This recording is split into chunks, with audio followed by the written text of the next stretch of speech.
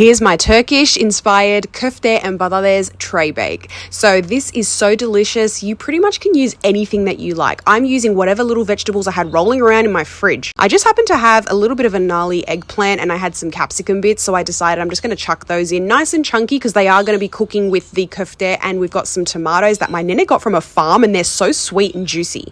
We don't waste anything in this place, all right? So I'm going to just chuck off the little, parts that aren't that nice. Then I'm just going to chunky, rough cut some onion, get those sliced tomatoes on there. The tomatoes are also used for presentation because we like everything to look nice and colourful. Roughly going to cut up those potatoes as well. My family like a lot of carbs, so we're having potatoes and pilav because we can. I'm using a tin that's about 600 years old, and that's just exactly how we like it, and it also just adds to the flavour flav. Anyway, I'm going to add on those beautiful eggplants as well. We also got that from a farm. Olive oil, Turkish spice, because we like a nice and spicy. Turkish spice is my spice girl name.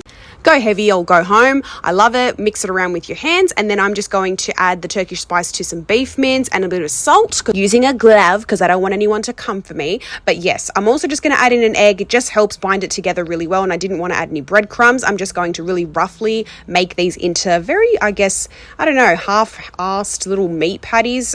Chuck them on top, let them just kind of get acquainted. Everything is spiced with the Turkish spice, guys. If you want to buy it, it's on monzel.com.au. It's absolutely delicious. It's not too spicy, okay? It's just called Turkish spice.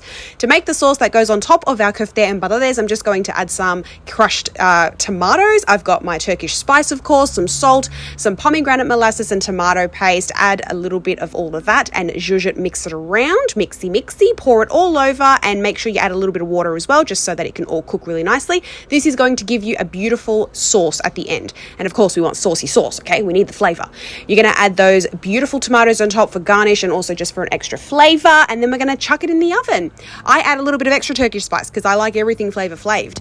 Foil over the top for about half an hour to an hour or so on a low oven, just to make sure everything is nice and cooked. And I take it off and then leave it for about 15 minutes to get nice and charred. We like ours with lots of yogurt and pilav. Enjoy.